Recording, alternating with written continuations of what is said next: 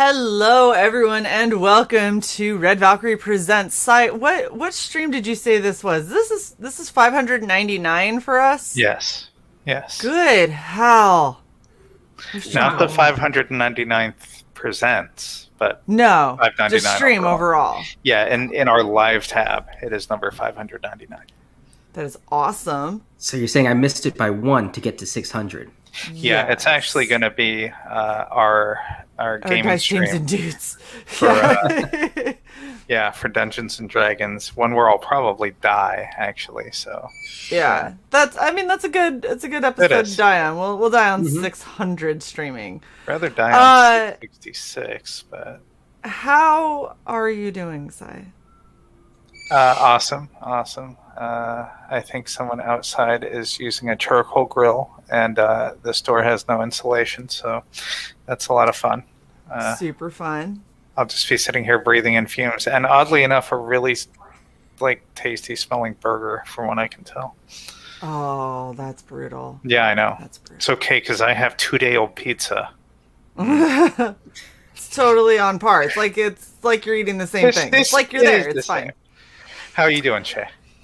I'm doing good. This was so much fun. It was watching that into. shit come together. I'm like, whoa, It's okay, well, amazing. you know, I love you, but Yeah. You love me. You still love me. You Long would totally time. make out with me like this. It's Oh. fine. And of course we have the Quaff. How you doing? Oh, hello. Hi. Welcome Hope it to the wasn't- stream. Thank you. I hope it wasn't intruding on any personal conversations there. No, seriously. Like we broadcast our lives. There is no personal. I'm just Jim messing with you. Cox, thank you for the $5, sir. He says good afternoon, folks. It's nice to see you, Mr. Cox. It's been a minute. Wonderful to see you. So should we just jump right in? I really want to show this off. Should we just jump into the cosplay reveal? I'm excited. I can't wait. Okay. Oh my gosh! Every time you act like it's like the worst thing in the world. Metamorphosis completed, sir. Shae the Red. Has now become I hate you. Awesome. You're so mean. Boom. So Nice. here's clearly not super impressive, right? Because okay. Except Where's your big I did wicker go hat? through the effort. Whoa! I love it. Yeah, this was so fun. Oh my god. Oh, and it feels so gross. Ah! Teeth and everything. How did you do Yeah. that? No, I'll just tell you. There's Okay. a thing called FX transfers, and they are the coolest thing ever. They're like part silicone and part temporary tattoo almost. Wow. So, the weird thing is, if you touch it, it actually feels like skin. Ew. And I can kind of feel through it, but because I put one right here on my lip when I take a drink, I can't feel cold right here. Interesting. Yeah. So this is the handiwork for today. I love it. So much fun. Oh my gosh. I just want to, after this, I want to, go grocery shopping or something. And just be like, what's up? It's real. Just- Yeah, that's me. You want to touch it?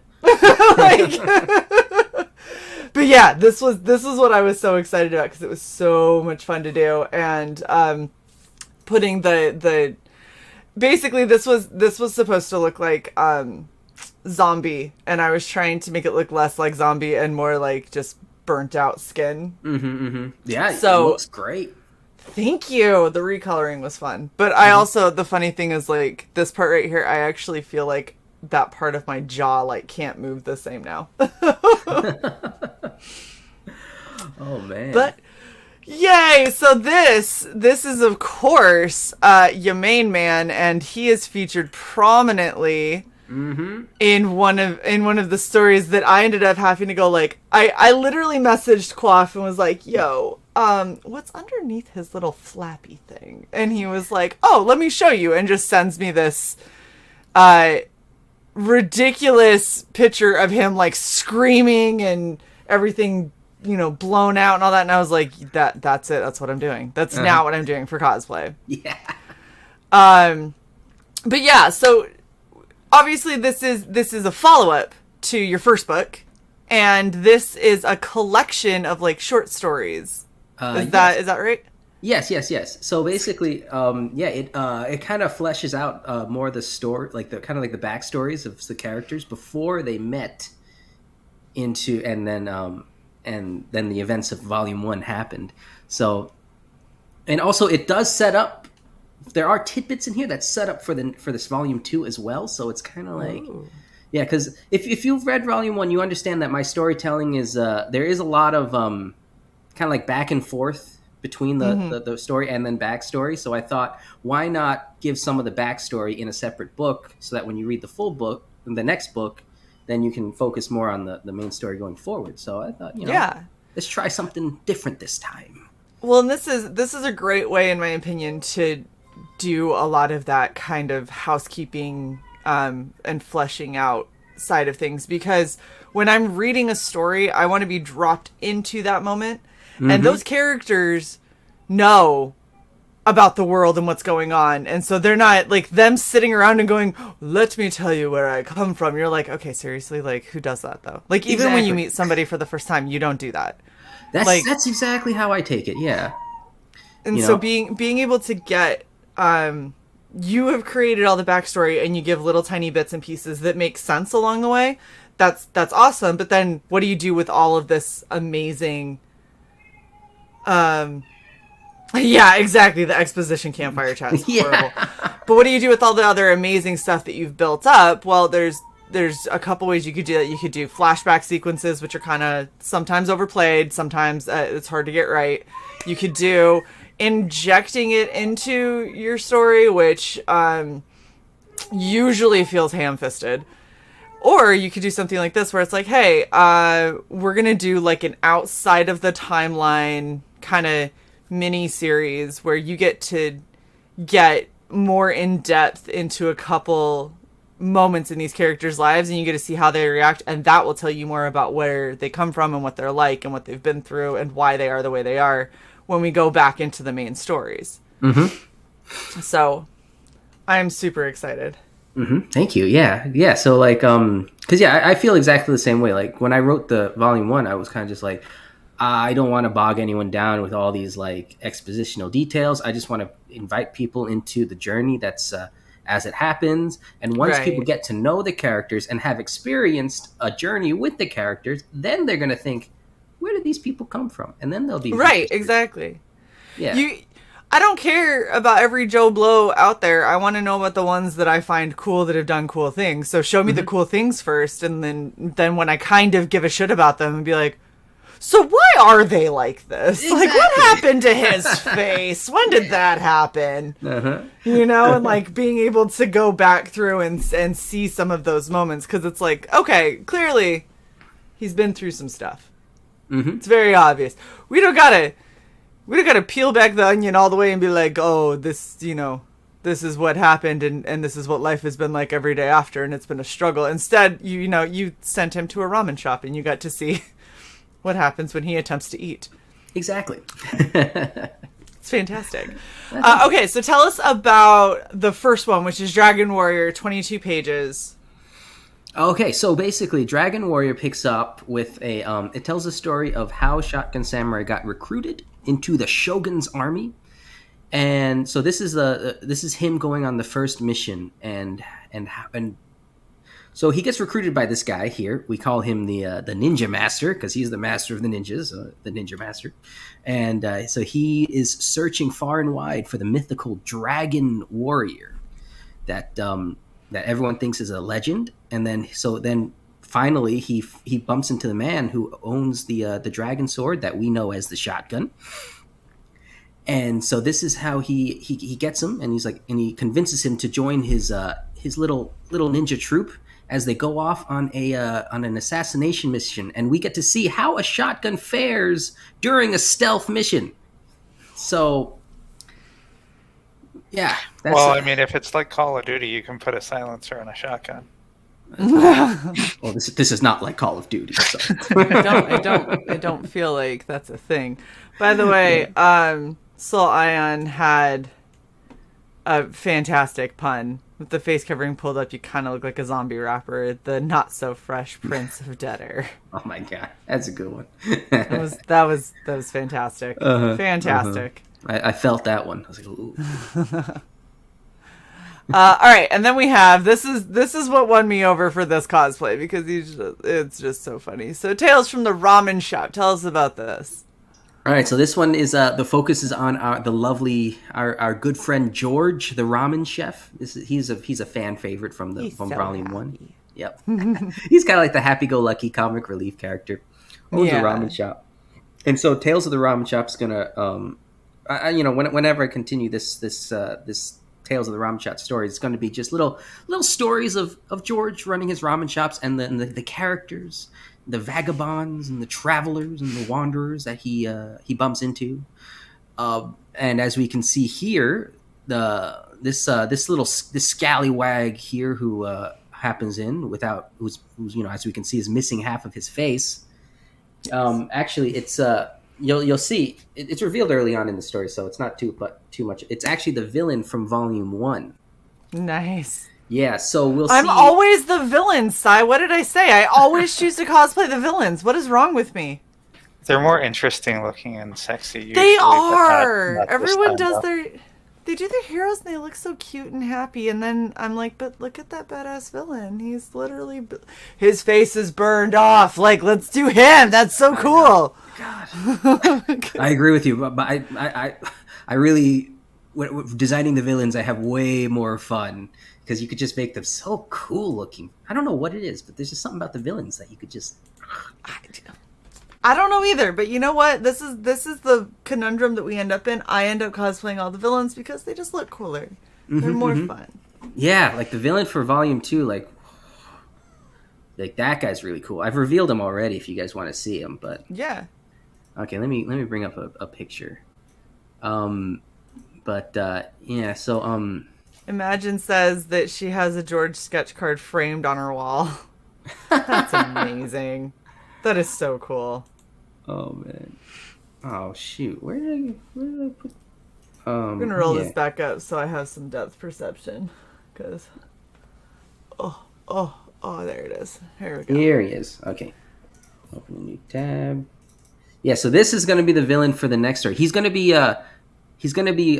revealed in this book. So in one of the stories, we're going to show him for the first time. But here he is. I call him the Golden Monk. Oh shit. I know, right? Yeah, that's a damn. Get ready to cosplay this one. No. Okay. Yeah. It's fine. Hey, I look gold paint. Mm-hmm. Yeah, he's That a is gold. elaborate. I know. God, Dillard drew this one for me. God dang, Dillard. Of course he did. I know. I was like, I know, Dillard knocks it out the park. So yeah, if you want to see, see this guy in action first, or at least revealed. I'll say revealed. Then check out Shotgun Samurai Legends. But yeah, so this is going to be the guy. This is where the setup comes for the next volume. It's gonna be awesome. Mm-hmm. But yeah, Very cool. So this is the tale of George and his runnings with the villain before the villain even knew who any of these guys were. So. All right, and then I have a question because this specifically, you had said that they could get the poster with the ramen bowls. Yes. Is that really what people were requesting? One person requested it. Of course they did. It was Narwhal, and of course he did. I did it for him. That makes sense. Narwhal would. So you can get it with the ramen bowls. Can you get it without them? Oh yeah, that's the main one. Oh, okay, good. Just making sure. Mm-hmm. Yeah, I put it there because I wasn't sure if because in the chance that Indiegogo wasn't shadow banning me, and I was like, maybe they might shadow ban me for this, and no, they shadow banned me anyway. So I'm like, oh okay, I guess the ramen bowls are there for no reason. For fun. For fun, yes. All right, and then you have Tofu the Ninja. Yes, I remember this is the one you cosplayed last time. Yes, yeah. See, that was the thing is I'm like I've already done one of the girls. I could do the other one, or I could melt half my face off. Yeah, I know. That I was sounded thinking, like I was like, is she gonna pick this one? I was like, no. And then you messaged me that thing, and I was like, okay, yeah, there you go. I'm really excited. Yeah. For this, The best part is when you sent us the files that featured the one in the pink, you literally called it Shae 1 and Shae 2 in the files that you sent over. Oh, and I was like, Quaff's gonna be upset because I'm not gonna do that. I'm gonna do different ones.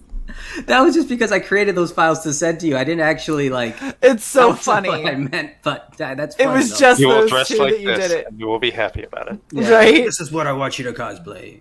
Oh, I've had people that have been like, "Oh, you can cosplay this, I guess," and I'm like, "I'll pick what I want, but thank you." Yeah. And then I cosplay something like ridiculous, and they were like, "I didn't think you could cosplay that." I'm like, "That's why I pick what I want."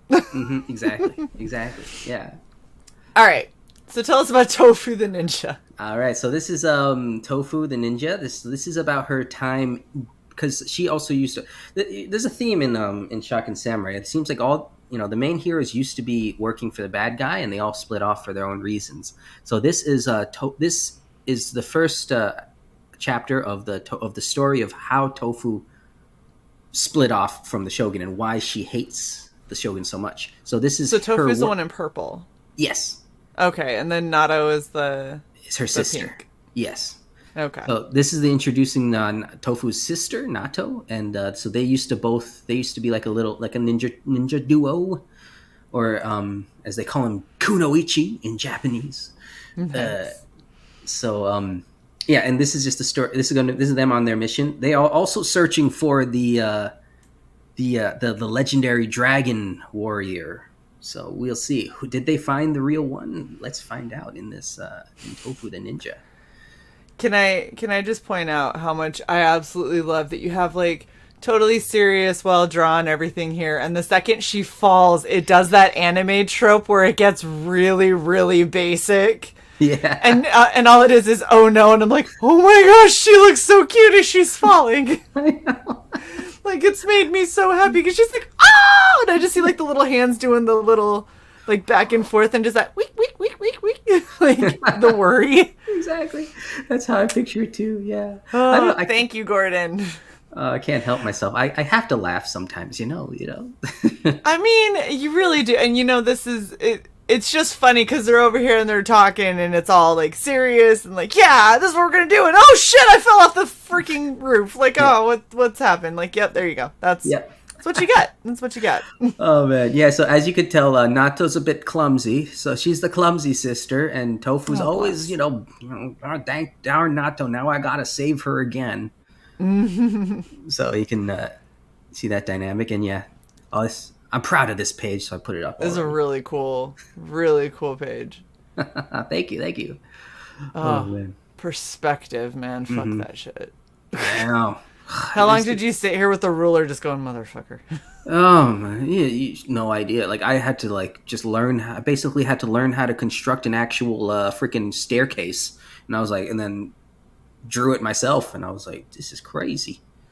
No, that's too much. Like Past Master Dan says, it's giving him vertigo. There you go. That's the plan. Hey, Past Master, good to see you. Thank you. Yeah, this really does hit on my like fear of heights, which is really more accurately fear of falling from heights. But my fear of heights is kind of twofold. Like, there's a little fear, but I mean, I really just want to dive off them. It's like being high up. I just get this compulsion. So do I. Or that someone's going to bump me, and because of how tall I am and where guardrails tend to normally hit me, which is like mid-thigh, I will be top-heavy. So if somebody pushes me hard enough, like... I just want to ride that rope down. Yeah, I never understood why they say, like, a fear of heights, I feel like, is probably the most rational fear out there. Like, everyone should probably be afraid of heights, I think. Yeah, I feel like fear of heights is right up there with, like, fear of being attacked by a black bear, and it's like, well, that's pretty scary. Feel like if a black bear was coming up to me, I'd be pretty terrified that I was going to be attacked. So I feel like that's fair. The design choice to put spikes on the knees is for cool looks, or is there a specific technique where they jump on someone? Yes, actually, I do. There's several reasons I put the things. So one of them is I figured while they're climbing up, they use it to climb, help them climb better.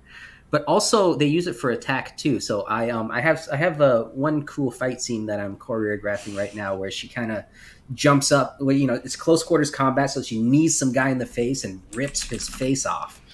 Yeah, I was gonna say, and there are a lot of fighting techniques that use like knee thrusts to the stomach and stuff like that. Exactly. So that's why I figured it's a good place to put spikes. Yeah, absolutely. And also it helps them climb, so it's double usefulness. So yeah, I do put it in a fight scene. So I like the thoughtful costume choices and things like that, because there's sometimes you do stuff just because it looks cool. But being able to have a valid reason for it on top of like, yes, and it also looks cool, but if I were fighting, that would be handy to have. So I think the only downside would be just make sure that they don't accidentally cross their legs. Yeah, because they might get a reminder. But that's the same like when you wear spikes, like spiked jewelry and stuff. I have a pair of beautiful spiked heels, and I definitely stabbed my thigh or my calf when I was crossing my legs at one point. I was like, oh yeah, I forgot there was spikes on the heels. Yeah, I know. Yeah, so I figured like hopefully they're aware and they learned how to not cut themselves, right? I mean, you would hope so. They are ninja. Gordon Goodbrother says, what if your knee spikes get stuck in some guy's crotch and you're both hobbling around bleeding? I mean, the ear is only held on by a little bit of flesh, so I gotta imagine that the crotch is pretty similar, because just a couple of pounds of force will take an ear right off. Ooh, that made me feel pain where I don't want to feel pain. Solian says that was a good reply. The question was, of course, to test how much you're into it. I'm like crazy into this stuff. Like if you notice with the shotgun, the choreography. Like I really like to choreograph a lot of my fight scenes. That's one of the things that people have praised me on, actually, from Shotgun Samurai Volume 1 is the choreography and then the detailed fight scenes. So Shotgun Samurai actually uses his shotgun as if he thought it was a sword. So what I mean? So he kind of uses it like in a kind of a samurai-ish way, incorporating firing. So he uses uses the momentum to like hit sometimes, and reloads on things. Like if someone's holding up a sword and he needs to pump it, then he'll pump the shotgun on the other guy's sword and shoot him in the face. Stuff like that. Perfect. Nice. So I like to think about these things. Yeah. I'm gonna wait till past Master Dan clarifies. Yeah, I'm not entirely. You're not at all sure. Sure what past Master Dan is asking. He says he wants to know if you kept the stairway shot. No, that's not his clarification. Kept the stairway shot. No. Mm-hmm. But up here. No. He said, "You Joe the original stairway shot." You just Joe... wait. I'm not. Type it all together, past Master Dan. Joe the shot. Joe the shot. Now Joe the shot is in our chat. Joe the shot. All right. While we wait for him to clarify. Okay. Are people also able to get the first issue? Is that what this is? Yeah, I'm doing a reprint of Volume 1 for anyone who missed that or just want the brand new Joe M. Sontag cover. Nice. Mm-hmm. So that's a 288-page book right here. But yeah, if you're asking if I drew that thing from scratch. I didn't trace it. There you go. So I would have traced it. You would have? Yeah, I probably should have at the end of the day, but like I don't know. I'm too lazy to find reference, so it's kind of weird. How long did that page do a take Google you? search? I searched like a little bit, and then I was like, I'll just draw it myself. It took me like a week and a half, so I was like, maybe I should have just traced it when I was too lazy to find a reference. So I did a week and a half's worth of work. I didn't say I have good foresight. That's fine. Hey, you know what? It happens. Yeah. And in all honesty, it's an amazing shot, so it was well worth it. Mm-hmm. Thank you. Oh, and of course you have Dude, Farah is everywhere and also nowhere. It's so frustrating. Like I want to interview this chick because she just does such amazing colors, and she won't. She's like, Farah and Monica are the same. Like, you can never seem to like actually talk to them unless you're like, I'm gonna hire you to color this, and then they're like, hey, what's up? And you're like, hey, you should totally come on and so I can interview. And they're like, I never got the DM. Sorry. I know. Like, yeah. I'm like, I want to know who she is. I mean, I DM her all the time for like work because she's like my number one go-to colorist, as is she's probably a lot of people's. Yeah. But it's like, Farrah's really good. Never seen her on any streams, but no, she doesn't. I've tried messaging. Right. One day, maybe. There we go. Was the stairway shot an overlay? You place the figures as a separate element. Do you have a clean stairway shot without the figures? Yeah. Okay, that's what I do. Yeah, I do have that. Okay. That's what. That was not. We weren't even close in what we thought he was asking. I'm glad that you clarified, Dan. Thank you. We appreciate you.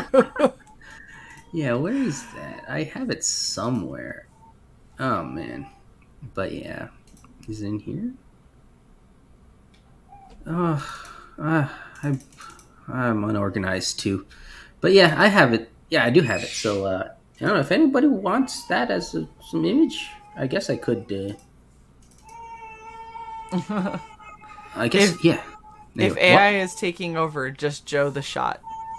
Just Joe the Shot. Joe the Shot. It's a new thing now. Joe the Shot is now a thing. I will have T-shirts by the end of the day. It will say Joe the Shot. Joe the Shot. There you go. Yeah, I remember when we had you on for the first book, and just the way that the panels are and everything, and the character design. It's so cool. It's so cool. Yeah. Yeah. Definitely, I'm happy that you're doing it. Again with a new cover, especially because Joe killed it. Like. Cover is gorgeous. I want her hair. I don't have hair like that. My hair doesn't do this. This is a fabled thing. Like, women everywhere are like, oh yeah, I want my hair to have that kind of volume. Nobody does. You have to fake it with all this crazy shit, but it's so pretty. Yeah, that's where I have to draw the line between realism and what looks cool, because I know like hair doesn't actually do that, but come on, it looks so nice. With the exception of obviously your hair. Oh yeah, as you are the coif, and it does tend to do exactly that. That is true. And any rumors that I use hair products is a lie, and do not spread those. Thank you very much. Yeah, totally. Don't think that you use anything. You just wake up with your hair like that. Of course. I need to keep the lore going. Such a lie.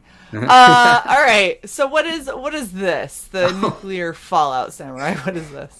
All right. So since Jabba's books did so well in the first campaign, so now he actually, so this is Nuclear Warhead Samurai.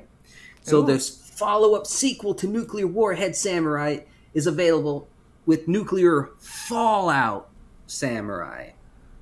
Okay. So this is the one-page, two-staple comic book. This is the sequel to the one that started it all. This is only one page. 1 page long. Yeah, 1 page long. Okay. Yep. So it's why the staple? Oh, it's comic books need staples, don't they? Need to be stapled, so they're stapled along the binding. Staple for okay. All right. 1 page, 2 staples. I have no words. Let's move on. 70% complete. That's fantastic. Yep. I can't wait for Nuclear Winter Samurai. That's the third one. So we'll see. All right. So what are your extras that you got on here? All right. So you can add a sketch. You can get a physical sketch from me. I don't do much physical art anymore, so this is going to be quite a rarity, I guess you could say. Very cool. You know what he reminds me of? A little bit of Spike from Cowboy Bebop. A little bit of the priest from Trigun, and then there's the one that is the two samurais that are fighting all the time, and he looks kind of like one of those two. I love it. Like because he looks like a familiar character, but he's different. That's good. Like it's nice. It's hitting nostalgia without it being, you know, like a rip from like a copycat. Yeah. Mm-hmm. It's a hard line to do. Oh, thank you. Yeah, I do. I definitely. I mean, Cowboy Bebop. I draw a lot of inspirations from Cowboy Bebop. So kind of. Actually, look, this shirt I have is a Cowboy Bebop homage. Yes. Oh, Cowboy Bebop is amazing. Oh my gosh. I really want to do a Faye cosplay, but the one that I got was made for somebody about 6 inches shorter than me. So I think that we're gonna have to modify. Oh no. I think we're gonna have to modify. Otherwise, I'm gonna get thrown out of any con I try to show up in for indecency. So. Oh no. Yeah, it's bad. It's really small. Add a few rubber bands, you'll be fine. Maybe we'll see. All right, so then, so this was done by Sashi. Mm-hmm. And you can get it without the ramen bowls as well. Get it without the ramen bowls, yes, or with the ramen bowls if that's your cup of tea or bowl of ramen. Hey. Very nice. But yeah, so you can add on that poster. I'm gonna roll them up and put them in tubes. A lot of people have asked how I'm gonna go to it, so I'll put them in tubes because it seems like everyone hates the folding, which I do too. The folding is really hard to do correctly and not break the ink. A lot of people fold it with a hard crease, and that breaks the ink. It also is a lot more of a pain in the ass to get to lay flat and look nice. Mm-hmm. So rolling is easier. Yeah, I think so. Definitely understand that. Gordon Good Brothers says 6 inches shorter than Shae, so made for every other chick in North America. Accurate. Although they can't have bigger than like size B boobs, because that was the other problem. Oh my gosh. You have a George's ramen magnet. Yes. This is the greatest thing ever. If I was on the fence about backing, the magnet is pushing it over. The magnet. There you go. Look at how cute. I know, I love it. Oh my gosh, George is so happy. And it looks so delicious. Oh my god. That ramen looks really good. Not gonna lie. Like that, I didn't know what I wanted to eat today. I think I might have to go get ramen now. Oh my god, dude, yeah, ramen's like my favorite food. That's why ramen's such a big piece of this whole story, is because I can't get over ramen. It's so good. Dude, I make really Gucci trash ramen with like fried Spam.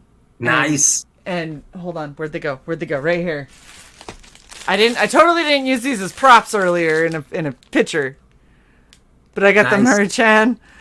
So I do this shitty ass ramen with some fried up Spam, and then I'll make like an egg with a little runny yolk and chop up some of the scallions, and I make it so it looks really, really fancy. And people are like, "Oh wow, where'd you get that?" And I'm like, from the what was left over in my fridge. Yeah. Spam ramen. Yes, I'm telling you. I mean, fry up Spam and put it in ramen. It is, but you have to fry it. Yeah, right? You gotta fry it. Anyone who's like, "Oh, I just cut up Spam and put it in," like, no, you nasty. What's wrong with you? You have to fry it so it gets a charge. Yeah. It gets a char on it, and that char it makes it crispy. It makes it delicious. It's so good. God, I love a good like fried Spam. God, it's so good. Like little crispy edges, and you bite into it, just like a little juicy, but yeah. So I know what you mean. Hi, Sai. Welcome back. Hey, welcome back, Sai. Just talking about ramen. Yes. Talking about my trashy Spam ramen that I love. Mm-hmm. Yeah, because when because every time I go to Japan, it's like there's like this it's like you get like the really authentic Japanese ramen. It's like it's beyond anything. Oh yeah. You can imagine. So like I have to remember it's insane with everything they put in it, because like I have a Korean place that's just down the street from me, and they do ramen, but they do pretty decent ramen for being a Korean place. And I'll go in there and order it, and every time I'm like, yeah, I'll just I'll have some ramen, chicken, and they're like, okay, and then they give it to me, and it's, here is a bowl of your noodles that has your toppings, and here's a bowl of the broth that has your meat, and then a side of rice, and they're like, it's too big for us to put in the same bowl. So we will just give you 2, and you choose how much of each you want in a third bowl. That's interesting. Mix them together. So I get like this huge, it's fucking ridiculous. It's enough to feed me for like 2.5 meals. Oh my God. So much ramen. And there's like everything under the sun is in this thing. Like you open it up and it almost looks like a stir fry noodle dish because it has all the toppings and everything on it, except it doesn't have your meat. Oh, interesting. Okay. Because your meat is in the broth. Is in the broth. Yeah. Cooking. Yeah. Yeah. Okay. And so I'm like, I ordered with chicken and they're like, oh, that's in the broth. And I was like, there's not broth in this? Like, there's so much already. Okay. So that's good. Interesting. I've never seen it like that before. Yeah. Because like when I was staying in Japan, I stayed in Japan for like 6 months, and there was like this like authentic, like old hole in the wall ramen shop that's been there for like, ages.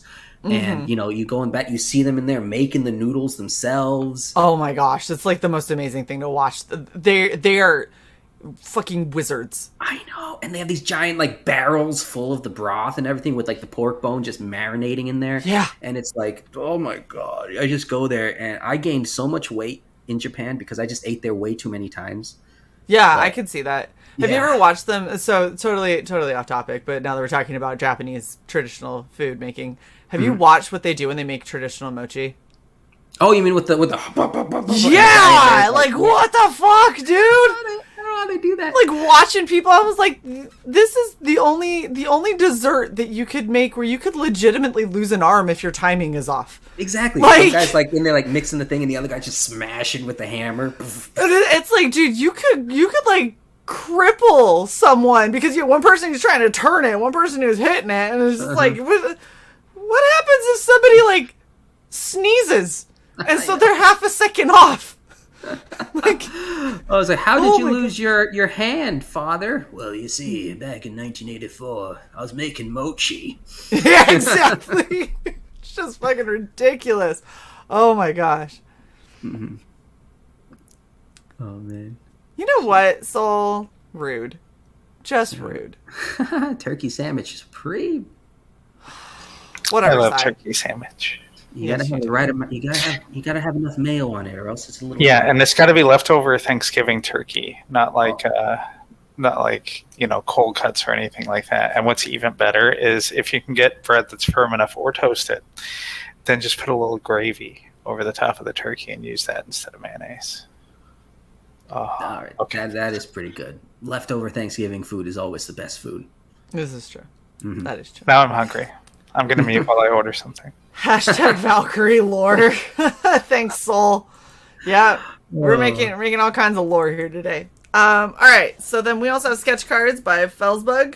Mm-hmm. Yep, he drew the George story. I only got a few left, so a lot of them are getting picked up. So make sure you get in there quick. Nice. And yeah, and Felsbug does original art. So that whole George story is done on paper. So I got those boards, and you can pick them up in the campaign. Very cool. Mm-hmm. All right, Stretch Goal, what the fuck is this? Exactly. So there's this character that floats around some of the streams named Kiko Man. And he's kind of a little bit of a fan favorite in those chats. And he kind of goes with the Iron Age kind of crew. Yeah. And so he's helped this campaign a lot, pushed it around everywhere. So I thought I'd include a little a print with his character in it in my book. So everyone can grab his Kiko Man print featuring George. Wow. Yeah, Kiko Man is a soy sauce based superhero. If anybody didn't know that, I'm gonna go find an old He-Man toy, and I'm gonna modify it to be Kiko Man. Oh my god, that would be so funny. I feel like He-Man is probably the best base for it, and then you just build up on it, rip his head off, get an actual one of those little soy sauce fishies. I know what those are, yeah. Put on top. Dude, that would be so funny if you actually did that. Look, if I can make it happen, I will. That is ridiculous. I believe in you, Shae. Weirder things have happened around here. All right, so we also got a bookmark. We got a Golden Monk trading card. Yeah. Oh, which you saw the art for, so that was that was that. Oh yeah, and I'll put like a 1 or 2 page little preview to show what's going to happen in Volume 2. Now that I got the 10K stretch goal, so thank you everybody. Very nice. So the delivery date, you're looking at December for this? Yeah, that's my goal right now. Okay. It's December. So it's just I just got to draw the last, what was it, like 13 pages of nice. No, like 11 pages or something of the tofu story. It said 14, but I'm sure that's changed. Yeah. I've been working on those the past several months. So very cool. All right, well, let's go through your tiers so people know kind of what levels they can back. Okay. All right, so you got your featured tier, which is everything. Mm-hmm. Yeah, if you want everything in the campaign, that's easy. So you don't have to worry about what you're missing out on. So it comes with both covers for the main book for Legends. You got the poster. That one comes without the tofu, the ramen bowls. If you want the ramen bowls, send me a message when you back it with your backer information. We'll figure it out. But and then the Nuclear Fallout Samurai, and I still have copies of Warhead Samurai, so you get a copy of that, and you'll get Volume 1 and a ramen magnet and the stretch goals. So very nice. Mm-hmm. So yeah, and there's the two the covers. Main cover. Tofu variant. The tofu variant is adorable, by the way. I love that one. Yeah, that one's drawn by PM Antunes. Antunes, I think that's how you pronounce it. But yeah, he does like anime stuff. So. Well, and I mean, it's really hard to go wrong with cherry blossoms. Mm-hmm. Like they're beautiful. If you do anything with cherry blossoms, it's gonna kind of solidify like everybody's love instantly. I know. Yeah, I love. I do put a lot of. I do love cherry blossoms and like the imagery of cherry blossoms. So it's like I do put them in my book because it's so nice. I don't know. I just love it. Just like the contrast of like samurai brutality with cherry blossoms. Just something about it. Well, the way that they float down and they're so delicate and so whatever, like just these sweet little. Easily destroyed flowers. Then you see it with it's always in every samurai movie, every fight scene, every time someone gets cut down in a big bloody gory mess, there's always fucking cherry blossoms around. Yeah. It's like, oh, life. There it is. Yeah, I know, right? Life. So depressing the way that they do it, but that is exactly exactly what it's there for too. So all right. Nuclear Fallout Samurai plus Quaff's Dumbbuck. So this is Jabba's tier. If you want Jabba's book, you can get his book. It's a $10,000 value for only $22, and you get my book for free. What a savings. Yep. All right. By Grabthar's hammer. What a savings. Thank you, Sai. You're welcome. I had to scroll, but I got it. You eventually got there. That's good. All right, so then you have the Volume 1. Very cool. And also, of course, with the incredibly valuable book for very low price. Yes. Most of that goes to licensing fees for Jabba, so. Nice. You got the poster tier, so you can get the main book and the poster. Very nice. And then you got the two covers. And then the magnet. Oh yeah, and you get a free magnet with that one. That one comes with a magnet. So curses. Okay. And then this one is Legends and Volume 1. I guess this is like the story tier. If you want all the story elements, then this is the tier for you. Very nice. And of course, all of them have add-ons. You can add on everything. So if you just want to, you can customize your own thing. Yeah. And then this one comes with the Felsbug original art. And then so this one comes with the board. I believe wait, can you click on that? I just want to make sure. Yes, I did. Okay, good.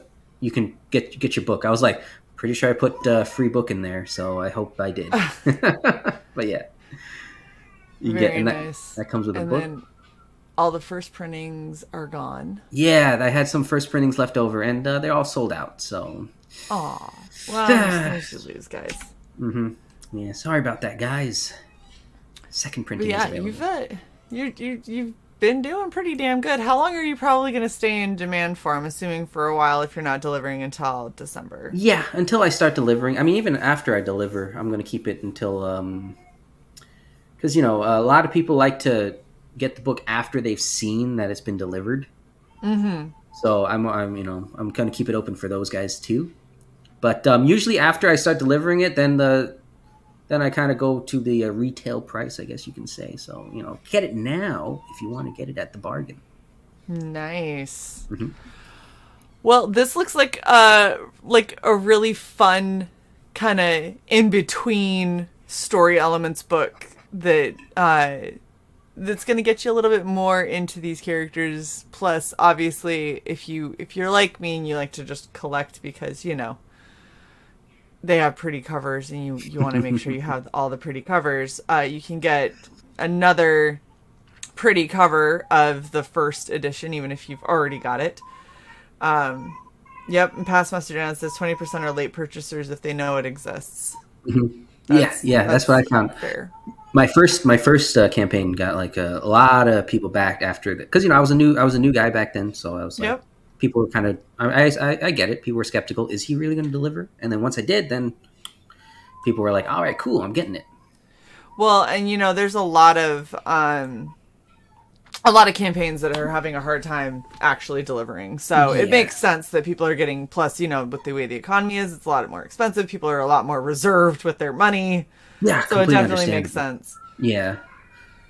So, Gordon says, I have trust issues. Very nice. It's all right. Sai, I know that your internet is garbage, but do you have any questions for the Quaff? I have 0 questions. I have a compliment for your hair, though. Thank you. Is that it? Just you have a compliment, but you're not going to say the compliment. You're just going to say that you have one, like nice hair. Thank you. I was like, I am happy to know that a compliment exists at least. So I'll take it. There's a compliment somewhere. Whether you'll ever hear it or not, that is another question. Have it, but you'll never have it. But you'll never hear it. I'm like, okay, I was working on it. Look at I love it. I love it. It's happening forever now. Past Master Dan says, Soul Iron says, to Past Master Dan, 20% didn't Joe the shot. You gotta Joe the shot, everybody. You gotta Joe the shot. Just say no to Joe the shot. Oh my gosh, that's amazing. I can't wait to make t-shirts and have people walking around with shirts that say Joe the Shot with no explanation. Joe the Shot. I'll say Joe the Shot and I'll just have a red Valkyrie patch on the side and people will be like, that makes sense. I don't know what it means, but... Oh, man.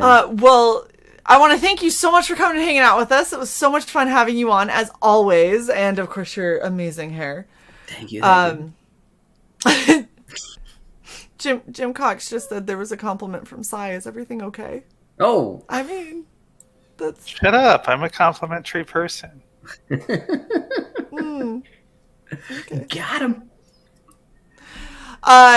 For everyone who hasn't already backed, I definitely recommend going and checking out this campaign, especially if you liked the first. Definitely going to give you a lot more of those story elements. Plus, it just looks fun. It looks like a really fun campaign, and you can get an awesome magnet of George and his big bowl of ramen that makes me want to go and make ramen every day. It's going to be a real problem. I forgot to mention the artist for the Dragon Warrior book is Jose Garcia, the artist. Yeah. So, if you couldn't tell. Yeah, if you couldn't tell, yeah. I feel like you probably could tell. I guess so. I guess it was obvious. That's probably why. I mean, he's kind of got a very iconic style. It's very clear that it's him 99% of the time. That's true. So if you love Garcia. Definitely looks really cool. We are going to go out on playing the trailer because that's what we do around here now, and it's a lot more fun because then I get to watch the trailers and get to see all the coolness. But don't forget to like, share, and subscribe, And go check out By Gaslight on YouTube. It's my other YouTube channel where you get to see where I do stuff like this prior to the shows. And as well as any of my art stuff. So go check that stuff out. And we will see you guys next time. Catch you later. See you guys.